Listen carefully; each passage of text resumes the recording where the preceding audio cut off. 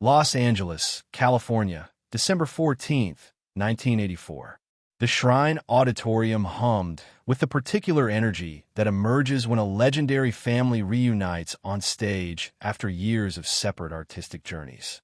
The occasion was a charity benefit for the United Negro College Fund, bringing together an extraordinary lineup of musical talent. But the anticipation that charged the atmosphere centered on one historic moment. The Jackson Five would be performing together for the first time since their official disbanding in 1975. For Michael Jackson, this night represented a complex intersection of past and present. At 26, he stood at the absolute pinnacle of fame.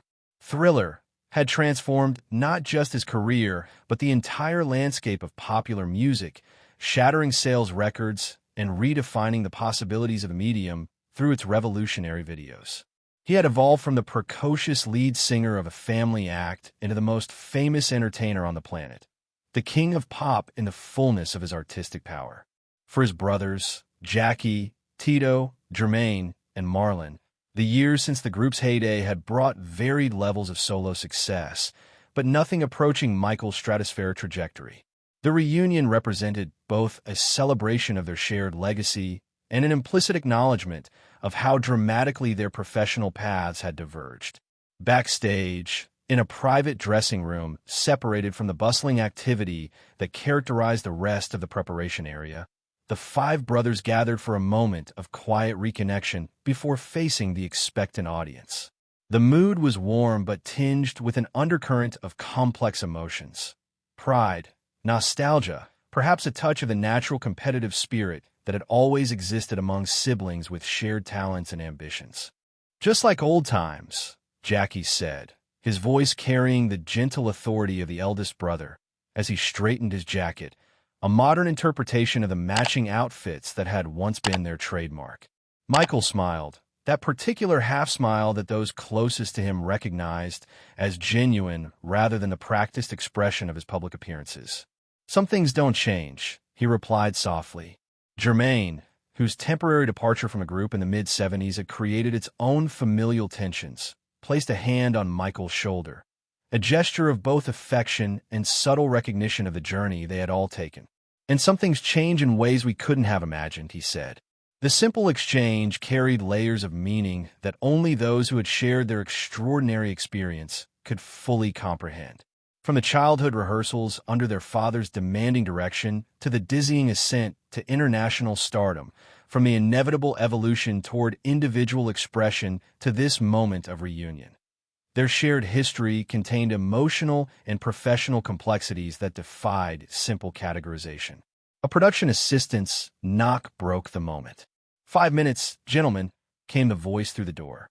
As they moved toward the stage area, following the familiar pre-performance rituals that had been ingrained since childhood, Marlon spoke, his tone light, but carrying a glint of the mischievous spirit that had often provided necessary levity during the group's most intense periods. "You know," he said, directing his words to Michael, but including all of them in the exchange, "we've been rehearsing too. Don't think it's going to be like those TV specials where we're just your backup singers." Michael's response was a genuine laugh, a sound rarely heard in his increasingly controlled public persona, but familiar to his brothers from countless private moments. "I wouldn't have it any other way," he said. What none of them could have anticipated was how this lighthearted challenge, issued in the private language of siblings, would transform the performance that followed into something that transcended mere reunion to become one of the most emotionally resonant moments in their collective career. The audience that filled the Shrine Auditorium that evening represented a cross-section of Hollywood influence and music industry power. Executives, artists, cultural tastemakers, and dedicated fans who had secured tickets to the exclusive event. As the lights dimmed for the Jackson 5's performance, the anticipation had built to an almost tangible intensity. The staging was deliberately minimalist. No elaborate production elements, no dancers or complex lighting sequences. Just 5 microphone stands at center stage, a visual callback to their earliest performances when their extraordinary talent needed no enhancement or distraction. When the 5 brothers walked out, the response was seismic, a wall of sound that contained not just appreciation, but a complex emotional recognition of the cultural significance embodied in these five men who had changed the landscape of popular music and paved the way for countless artists who followed. They began with a medley of their earliest hits, songs that had defined an era and remained embedded in the cultural consciousness.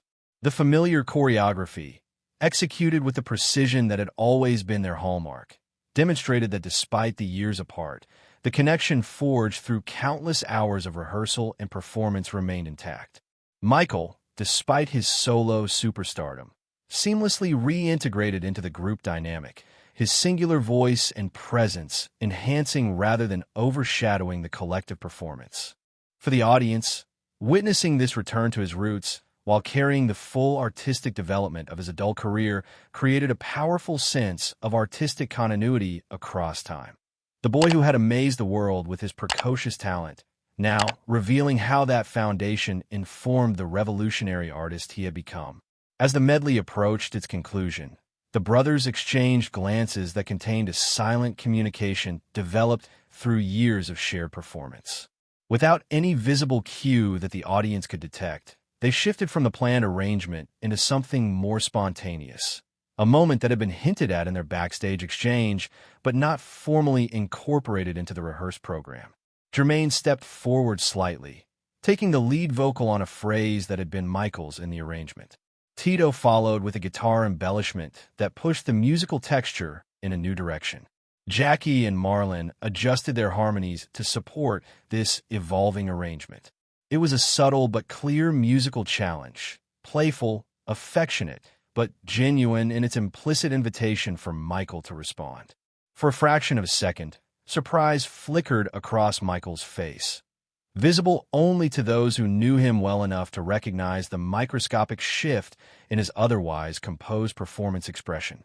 Then, with the adaptive brilliance that had always characterized his musicianship, he seamlessly integrated this unexpected development, adjusting his own contribution to complement the new direction his brothers had introduced.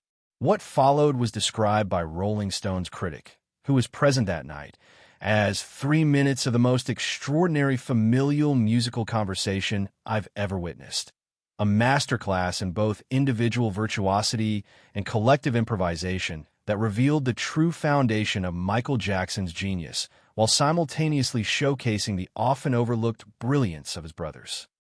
The planned medley transformed into a spontaneous exploration of their shared musical vocabulary, each brother introducing elements that referenced their collective history while incorporating the artistic growth of their individual journeys. Jermaine brought influences from his solo work. Tito introduced guitar phrases that reflected his deepened exploration of blues and jazz.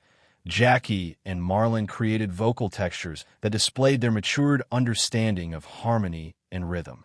Michael, responding to this multifaceted musical invitation, revealed dimensions of his artistry rarely displayed in his meticulously produced solo performances. His vocals shifted from the refined precision of his recent work to incorporate elements from across his development. Moments that referenced his childhood performances, phrases that echoed his transition into adult artistry, and techniques that showcased his current mastery, all woven together into a seamless expression that honored both where he had begun and what he had become. The audience, already enthralled by the historic nature of the reunion, found themselves witnessing something far more profound than a nostalgic performance of familiar hits. This was artistic dialogue of the highest order. 5 master musicians who shared not just professional history, but blood and bone and childhood memory, communicating through their craft with a depth of understanding that transcended ordinary performance. If this story moves you, don't forget to like this video and subscribe to the channel for more moments that define the king of pop's extraordinary journey. The emotional turning point came when the brothers, still in this improvisational space, shifted into the opening notes of I'll Be There, the ballad that had represented their most mature work during their initial rise to fame. The arrangement was stripped down, more vulnerable than the recorded version, creating a musical canvas that invited genuine emotional expression rather than technical display. What made this moment transcendent was not just the musical quality, but the visible transformation in the brothers' demeanor. The professional polish that had characterized the performance until this point gave way to something more authentic, more unguarded. The weight of their shared journey, the triumphs and tensions, the separations and reunions, the individual paths that had both divided and ultimately brought them back to this shared stage, seemed to inform every note and gesture. Michael, whose voice had begun the improvisational segment with the controlled perfection that had become his trademark, allowed a subtle but perceptible shift in his vocal approach. Those familiar with his development as an artist recognized elements from his earliest performances: a purity of tone, a directness of emotional expression that harkened back to the child performer who had first captured the world's attention before the layers of technical refinement and production complexity that characterized his adult work. This was not regression, but integration. The mature artist incorporating the authentic, emotional directness of his beginning while maintaining the masterful control he had developed. It created a vocal performance of extraordinary emotional resonance, the full circle of his artistic journey expressed in a single, perfect phrase. The brothers responded to this shift with their own musical adjustments, their harmonies wrapping around Michael's lead with a supportive warmth that transcended technique to become pure emotional communication. The years of separate development fell away, revealing the essential musical connection that had always existed between them, polished rather than diminished by their individual growth. Throughout the audience, the response to this transformation was visible. People who had been enjoying a polished, professional reunion performance with appropriate appreciation now found themselves moved in a more fundamental way. Hollywood celebrities known for their careful maintenance of public image were openly weeping. Hardened music industry executives who had seen every possible permutation of performance sat transfixed, many visibly affected by what they were witnessing. Berry Gordy, the Motown founder who had first signed the Jackson 5 and guided their early career, was seen in the front row with tears streaming unashamedly down his face. The hard-nosed businessman who had shaped so many legendary careers reduced to pure emotional response by the authentic beauty of what was unfolding on stage. As the song reached its conclusion, the five brothers moved closer together, forming a tight semicircle that physically represented the emotional and musical connection that had defined this unexpected segment of their performance. Their voices blended in the final harmony with a perfect balance that allowed each distinctive timbre to be heard while creating a whole that transcended its individual parts. When the final note ended, there was a moment of complete silence in the Shrine Auditorium. A collective held breath as the audience processed what they had just experienced. Then, like a wave gathering force before breaking on shore, the applause began. It wasn't the typical reaction to impressive entertainment, but something deeper, a response to having witnessed authentic human connection expressed through art of the highest caliber.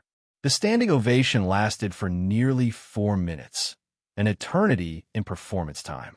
The brothers remained on stage, visibly moved by the response, their carefully maintained performance personas momentarily dissolving to reveal the genuine emotion beneath. They held hands for their final bow, a simple gesture that carried the weight of their entire shared journey. Backstage, away from the public eye, the five brothers gathered once more in the private dressing room. For several moments, none of them spoke, the emotional resonance of what had just transpired still reverberating between them. It was Tito who finally broke the silence. "I guess some things really don't change," he said quietly, echoing Jackie's earlier statement, but with a deeper meaning now, after what they had created together on stage. Michael, whose voice had commanded the attention of the largest audiences in entertainment history, responded with simple sincerity. "The foundation never changes," he said. "Everything I am began with all of you." In that quiet moment, away from the acclaim and attention that would follow, the essence of what had made their performance so extraordinary was distilled to its purest form. The recognition that even the most singular artistic journey is built upon the connections, influences, and shared experiences that shape its beginning. If you've been moved by this glimpse into a profound moment of musical and familial connection, please take a moment to like this video, subscribe to our channel, and share your thoughts in the comments below. Together, we keep alive the memory of these rare instances when performance transcends entertainment to reveal the authentic human bonds beneath. The impact of those transcendent 3 minutes extended far beyond the event itself.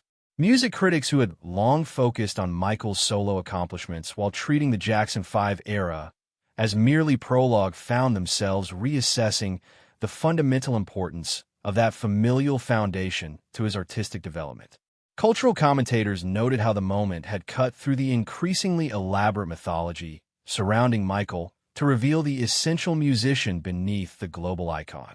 For the brothers themselves, the performance represented both closure and new beginning, an acknowledgement of their individual paths and a recognition of the enduring power of their collective identity. They would perform together again on various occasions in the years that followed, but those present at the Shrine Auditorium that December night understood they had witnessed something unrepeatable, a perfect alignment of circumstance, emotion, and artistic brilliance that had produced a moment of rare authenticity in an industry often characterized by calculation and control. Perhaps the most telling testament came from Quincy Jones, who had produced Michael's revolutionary solo albums and witnessed the full spectrum of his artistic evolution. When asked about the performance months later, Jones reflected with the wisdom of someone who had seen every possible permutation of musical brilliance across decades in the industry. What made that moment special wasn't just the musicianship, though that was extraordinary, he said. It was watching Michael integrate every aspect of his journey, the child performer, the evolving artist, the global superstar, into a single, coherent expression, and seeing how that integration was made possible by the connection to his brothers, to where it all began. That's rare in any artist's life, but especially for someone who had traveled as far from his beginnings as Michael had.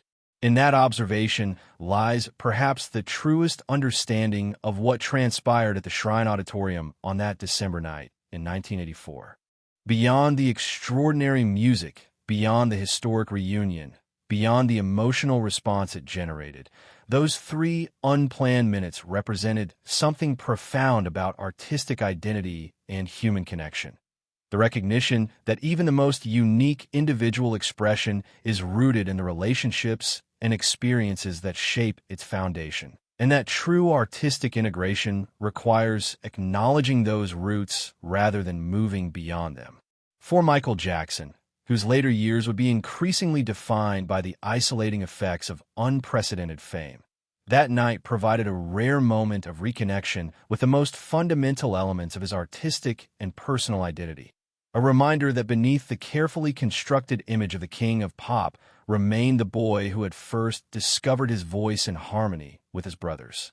And in witnessing that reconnection, the audience experienced something increasingly rare in our mediated culture, a genuine human moment, unfiltered by the machinery of fame, expressed through art of the highest caliber, reminding us all of the universal importance of acknowledging our origins and understanding who we truly are.